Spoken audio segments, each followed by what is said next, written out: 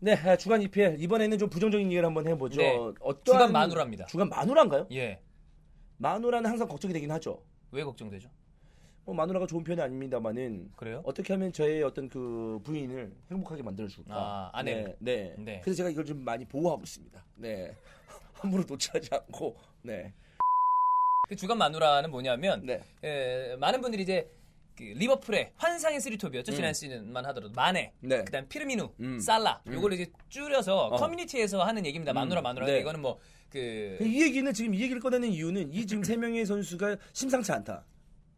컵으로서 김포 대왕컵으로서 네. 어떻습니까? 솔직히 최근에 폼이 만족스럽지 않죠. 이 세 명. 그냥 폼이 만족스럽지 않은 건 사실이에요. 예. 사실이지만 기다리고 있는 거죠. 그러니까 근데 이 기다림의 시간이 조금 길어지고 있는 것도 사실이다. 사실이다. 예. 그래서 이번 A 매치가 중요하다. 맞아. 이때 A 매치 휴식을 끝나고 잘 나서. 해야 네. 되는데. 그리고 제가 봤을 때 과연 지금 최근에 일정이 과연 이 공격만 강조할 수 있었던 일정이었나라는 생각입니다. 그러니까 제가 봤을 때 이런 겁니다. 그러니까 어떤 거냐면 지금의 리버풀이면 옛날 리버풀도 아니고 지금의 리버풀이면 아무리 강팀을 만나도 이 마누라 라인이 잘해줘야 돼요. 그럼요. 위력적인 모습을 보여줘야 되죠. 근데 약간 운적인 요소를 작용하지 않았던 게 뭐냐면 매 시즌 좋을 수가 없잖아요. 또 한 시즌을 치르면서 좋았던 날도 있고 안 좋은 시간들도 있고 이러는데 지금은 제가 봤을 때 마네의 부진과 살라의 골 감각과 더불어서 피르미누랑 눈 찌르고 막 그런 것도 있어서 여러 가지 좀 불운도 겹쳤다. 개인적으로 좀 폼을 끌어올리지 못하고 있는 상황 속에서 일정까지 빡빡해지니까 이 세 명의 부진이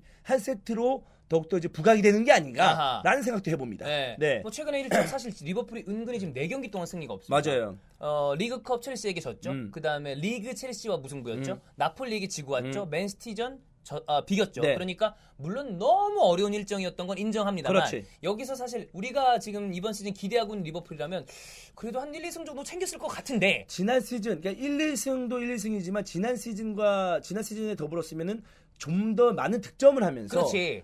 비기더라도 뭐 이렇게만 두드려 박으면서 좀 파괴력 있는 모습을 보여주면서 뭐 승점 같은 걸 챙겨오지 않았을까라는 생각인데 저는 근데 이번에 나폴리에서의 그 대패는 좀 실망 뭐 1대0입니다. 아니 저기 뭐 그 경기 내용적으로의 어떤 대패 완전 사실 내용은 완전히 졸전 쌈 싸먹혔죠. 먹혔죠. 네, 그 마지막에 뭐 나폴리가 득점하겠습니다만 사실 2대0, 3대0도 나올 수 있는 그런 경기 내용이었었는데 그런 거 경기 내용적인 걸 제외한다면 전 뭐 그냥 그래도 리버풀이 다시 한번 반등하기 위해서 잘 참아내지 않았나라는 표현을 좀 하고 싶습니다. 어쨌든 우리가 문제점을 그래도 짚어보긴 해야 됩니다. 일단은 리버풀이 최근에 참 이게 팀이 이렇게 바뀔 수도 있나라는 생각이 드는 게 지난 시즌만 해도 문제가 됐던 거는 허리 밑이었어요. 그러니까 형으로 생각하면 이제 방망인 거죠. 그러니까 항상 문제가 됐던 건 왜냐하면 왜 저만 방망이 있나요? 너도 방망이가 있잖아요. 아니 형이 이제 이렇게 싸고 있으니까. 네. 저는 아내가 없습니다.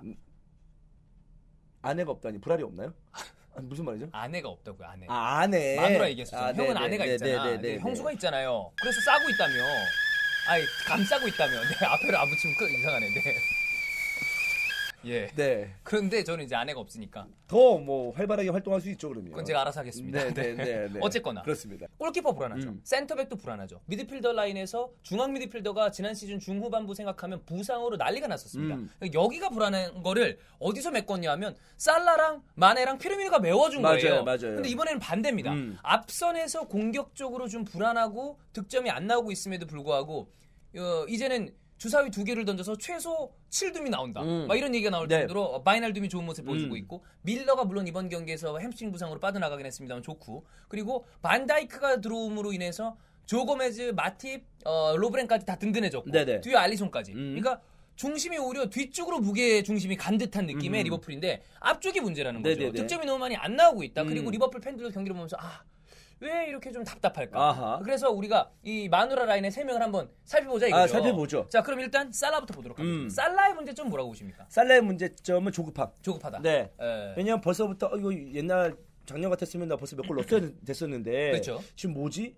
왜 이렇게 또 슈팅을 할 때마다 이렇게 득점이 안 되지? 왜 이렇게 많이 벗어나지? 0점 문제가 좀 심각해요. 그러니까. 그 전까지의 모습은 사실 거의 동일해요. 오히려 크리에이트 찬스, 그러니까 찬스 메이킹하는 장면은 더 많을 때도 있어요. 근데 마지막 순간에 0점 조정이 좀 문제가 있다. 네네. 이런 부분은 좀 어떤 식으로 이 리프레시를 해야 되나요? 그러니까 계속적으로 좋았던 기억을 되새겨야죠. 아하. 네, 그러니까 좋았던 더 비디오를 본다든가. 네, 그러니까 플레이 비디오. 예. 네, 본인의 플레이. 네.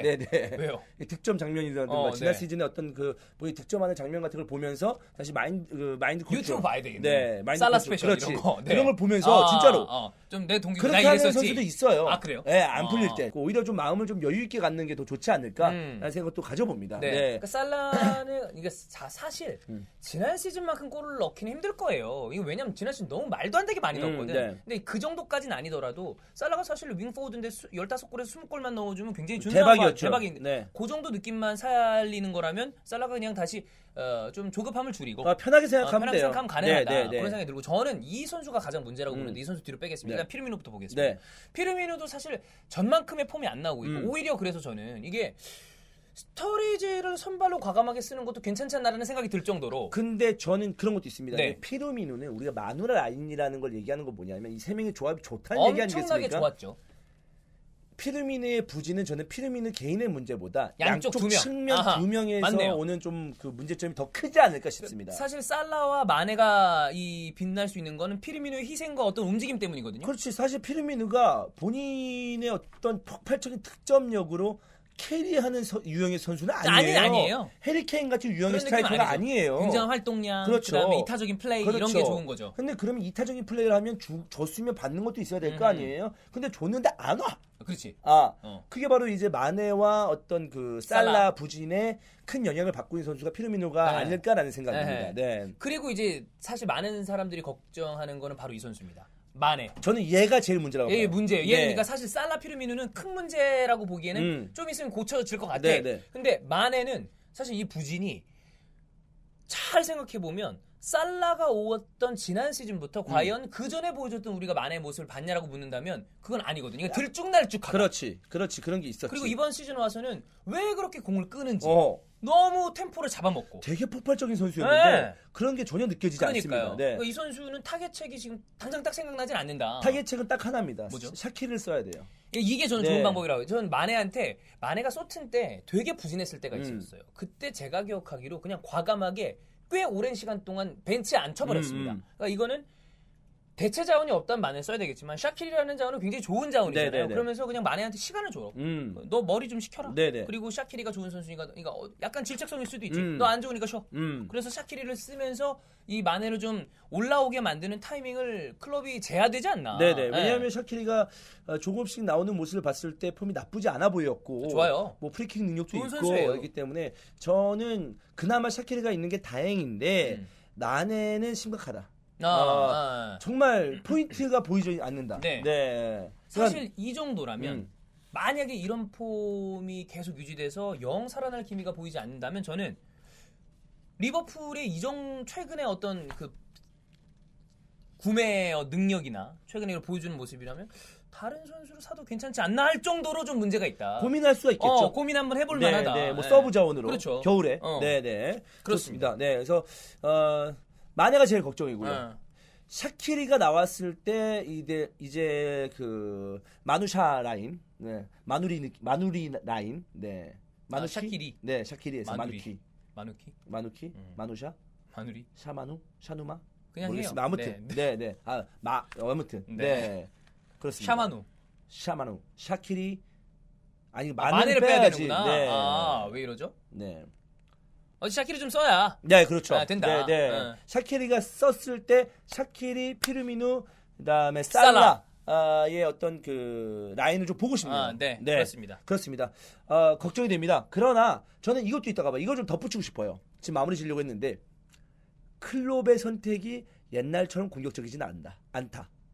라는 느낌도 듭니다. 뒤쪽이 안정적이라 그런 것도 있고 저는 솔직히 말해서 부바치의 영향이 과연 아주 없을까라는 생각은 조금은 있습니다. 네네. 아주 없진 않을 수 있다니까 그것 때문에 성적이 나쁘다는 아니지만 어느 정도 조금 세부적인 전술을 있겠죠? 보아드는 좀 달라질 수 있다. 그래서 이전만큼 그 클롭이 굉장히 과감하게 공격 지역에서 개개인 프레시를 통해서 축구를 하느냐 이런 느낌이 요즘은 잘 들지 않고 그보다는 있어요. 조금 실리를 찾는 느낌. 네, 물론 강팀하고 맞붙었기 때문에 안정적인 모습을 보여주는 안정적인 선택을 하는 건 이해합니다만은 그런 색깔의 변화도 약간 좀 리버풀의 공격진이 좀 조용한 그런 영향을 좀 조용한 상황을 만드는 게 아닌가 싶습니다. 네. 여기까지입니다.